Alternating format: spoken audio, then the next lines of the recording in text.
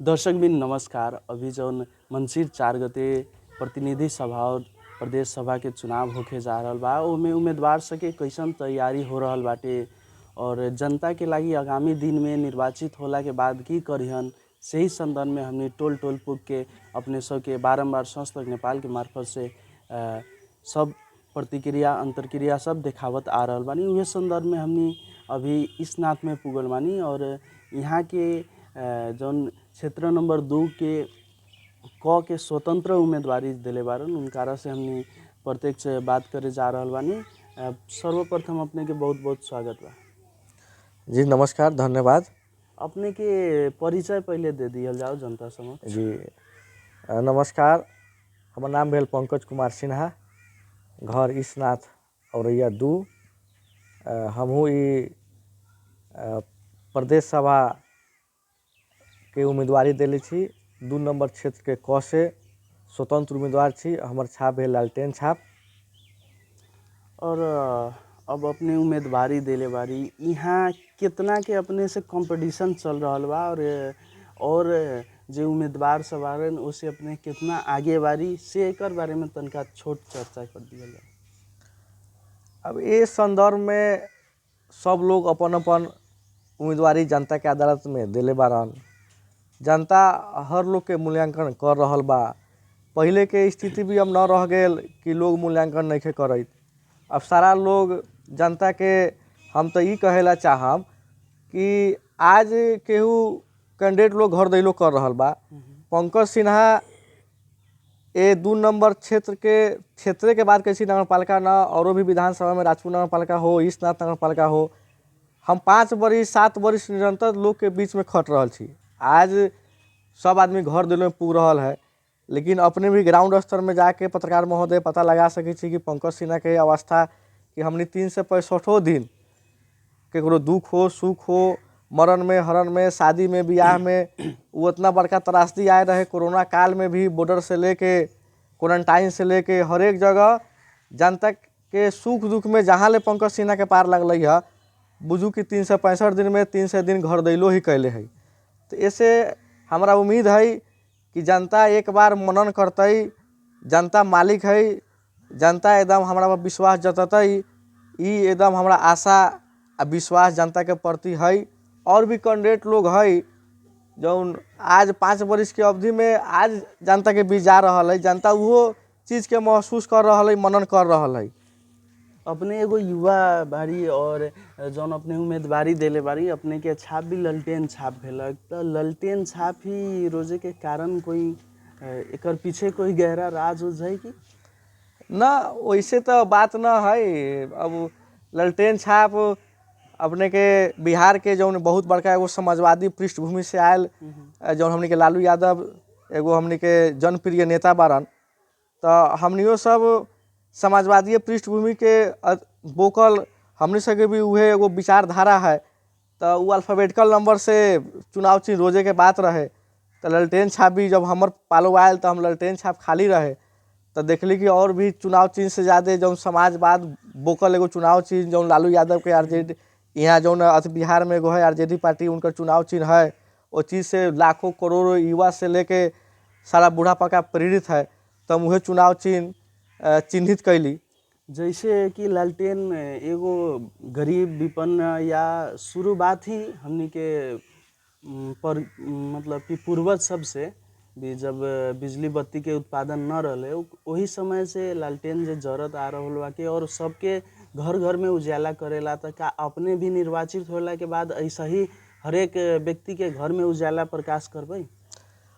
अब ई तो आशा विश्वास जनता के आज हम प्रत्याशी भेल छी, लेकिन मालिक से जनता जनार्दन से इससे पहले भी आज हम ललटेन छाप पड़ल बा। लेकिन अगर केहू आदमी के घर में कुछ अगर सुख में दुख में गेली तो वो एक प्रकार के अपने के आशा के उजियालो भी भेलै कहल जतई। तो हम निरंतर लोग के सेवा में छी। हम इतना विश्वास है कि लोग ललटेन छाप पर मोहर रहा के आ जो पुरखों से आयल एगो जो हमने की चिन्ह है, इनका भी आज ले जीवित रखते। वो चीज़ हम एकदम आशा व्यक्त करै छी, पूर्ण रूप से विश्वस्त छी हम। अपने स्वतंत्र से उम्मीदवारी देवे से पहले कोनो पार्टीगत से जुड़ल रही कि ना? जी, हम स्वतंत्र से उम्मीदवारी देवे से पहले नेपाली कांग्रेस से जुड़ल रही है।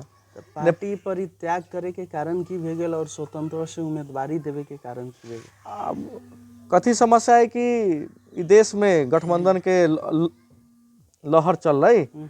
अब गठबंधन से लहर में बहुत नेता लोग के टिकट न मिलल पड़े, गठबंधन के सीट पड़े कहीं, पड़ गेल कहीं। ऊपर का शीर्ष नेतृत्व सब अपना अपना हिसाब से गठबंधन कैलन। एमे बढ़िया बढ़िया कैंडिडेट लोग भी जनता के जौन चाहे वाला कैंडिडेट लोग न आवे पैलन, तो लोगे के अपने के सलाह सुझाव अनुसार कि न पंकज जी के उम्मीदवारी आवे के पड़ल, तो लोगे के चाहना अनुसार हम उम्मीदवारी देले छी। बाकी जनता मालिक है, जनता के अदालत में हमने गेल छी, जे जनता फैसला करते हमरा मंजूर रहते। और जे अभी बेरोजगारी बाटे, अपने भी एगो युवा बारी, बुझ सकतानी कि कैसे विदेशी रोजगारी सबके लागी युवा सब जा रहल बा विदेश जा के सब वहाँ खाड़ी सब में भी फंसे के भी कुछ केस सब आवेला। प्रत्येक वर्ष प्रत्येक महीना में प्रत्येक सप्ताह में एक गो केस आवत रहेला कि वहाँ जाके आदमी कुछ फंस गई या एजेंट के माध्यम से फंस गई। तो ये विदेश नेपाल में रोजगारी के लागी की कल जा सकल है? अगर अपने निर्वाचित हो जाए तो अपने के भूमिका की रहेगी बेरोजगारी खत्म करे के? इ तो एगो देश व्यापी प्रश्न अपने पूछे चाहली है। एगो विधानसभा के एगो विधायक से इ होए के चीज न है, लेकिन मूलभूत जो प्रश्न है बेरोजगारी के संबंध में, इ तो कम से कम हाउस बनावल गेल है। हाउस में हर एक विधायक के अपन जनता के संदर्भ में अपन बात रखे के। बहुत ऐसा विधायक जी लोग बारन के आज ले 5 वर्ष के अवधि में अभी एको बारी हाउस में अपन बात भी न रख पाल बारन। अब इससे बड़का विडम्बना के बात कथी बा? ऐसे ये चीज सब है, ठीक है।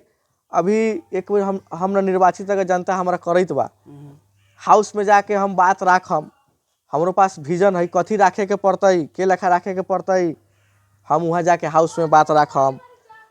मेन कारण अब न यहाँ न विदेशी कारण कथी है कि बहुत संभावना अपना देश में है युवा सबके, लेकिन लीडर के पास विजन न होए के कारण हमनी के युवा सब विदेश पलायन हो रहा है।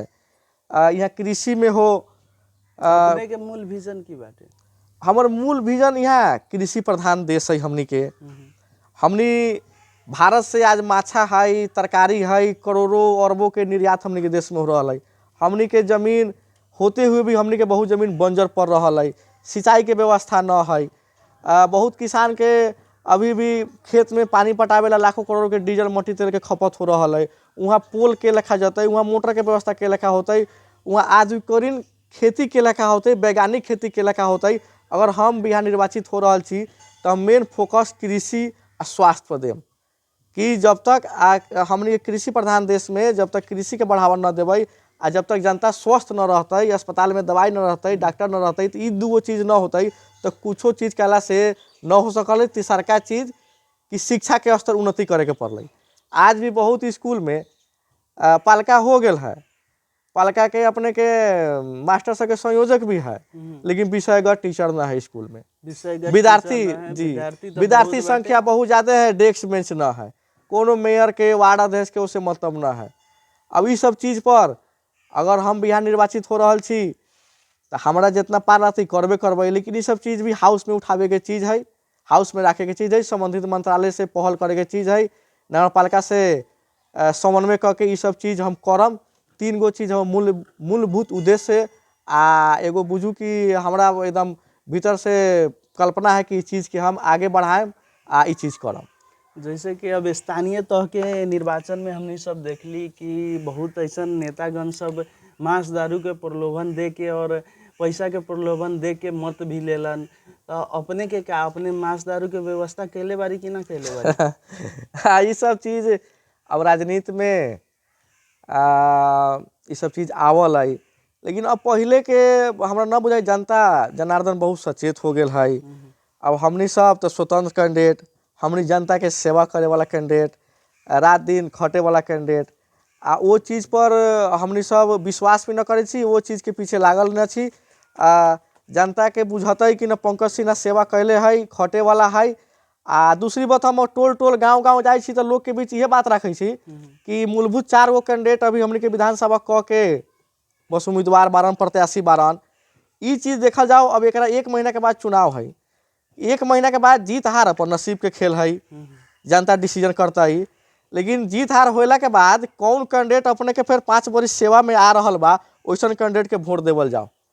हम उहे कहेला चाहली है कि जौन जनता सब महीना या सत्ता के मतलब जौन एक सत्ता के लागी मांस दारू के प्रलोभन में पड़ के गलत व्यक्ति जे चुन लेवलन और 5 वर्ष दुख भोगैत रहेला, तो ऐसन जनता सबके अपने की संदेश देवेला चाहबे जौन मंसिर 4 गते जौन चुनाव होके जा रहल बाटे, अपने के प्रदेश सभा ही न बल्कि प्रतिनिधि सभा के भी चुनाव होके जा रहल बा, इस सब में अपने की संदेश देवेला चाहबे कि ऐसन प्रलोभन में पड़े के चाही कि न पड़े के चाही, और पढ़ के भी अगर पड़ जाइत बारन तो 5 वर्ष उन्हें के गुनासो करे के कोनो अधिकार न बाटे जनता के। ना सही, अपने सही बात कहली है। लेकिन हमरा अब न बुझाइत बा कि अब वो पहिलका चीज़ रह गई, जनता में बहुत जन चेतना हो गई, अब नेता से भी चलाक जनता लोग हो गए है, जनता लोग मूल्यांकन कर रहा है। ठीक है, अब केहू नेता अपने से खियावित बा पियावित बा तो अलग चीज़ बा, लेकिन अब लोग ऐसा को लेकिन खाई कहीं अब बटन दबाई कहीं, ऐसा भी चीज़ हो गई। हम जनता जनार्दन से एक एगो अपील करम कि अपने लोग इस चीज़ के दिल पर हाथ रख के मनन करू कि बाप मतारी जन्म देवल करम न देवल, अपन लोग केकरो वोटे देवे, जौन जेकर नसीब होते उहे चुनाव जीतते। लेकिन चुनाव जीतला हारला के बाद भी हमरा बीच में कौन कैंडिडेट आवे वाला बा, हमरा सुख दुख में कौन कैंडिडेट आवे वाला बा, हमरा दूरा पर सलाम प्रणाम कौन करे वाला बा, वैसन लोग के अपन लोग आगे बढ़ाऊ। अगर ये में पंकज सिन्हा पर अपन लोग के तैको विश्वास है तो हमारा मदद करू, सहयोग करू। अपने के आशा के विश्वास के हम न तोड़म, ये चीज़ हम अपन लोग के विश्वास करेला चाह रहा छे। चलो आगामी दिन में अपने मिल निर्वाचित हो वही के हमने शुभकामना देत, और जो है हिंदू सब के महान पर्व बाटे आ रहल बा, उ पर्व के बारे में कि जनता सब में कुछ कहेला चाहबे? जी, अब न सब लोग में ये भी आ रहल, ऐसे बयान धनतेरस है, शुभ दीपावली है, लक्ष्मी पूजा है, आगामी जो हमने के हिंदू सब के ये एगो बहुत बड़का महान पर्व छठ, जो आस्था के पर्व भी कहल जाला। जितना भी हमने के देश विदेश में रहल दाजू दीदी बहनी, आमा बुआ, चाचा चाची, भाई बहनी भैया, सब लोग में हमारा व्यक्तिगत तरफ से पंकज सिन्हा के तरफ से हार्दिक मंगलमय शुभकामना व्यक्त करे छी। छठी मैया सबके घर में खुशहाल बनावस, सबके मनोकामना पूर्ण करस। हम छठी मैया से भी कहे छी कि हे मैया कि हमरो पर अथी करू, ध्यान राखू। सब लोग एक बेरी पंकज सिन्हा के नेता न बेटा भाई समझ के एक बेरी विश्वास करू। हम यह दुख शब्द अपने लोग के सामने व्यक्त करे छी। धन्यवाद।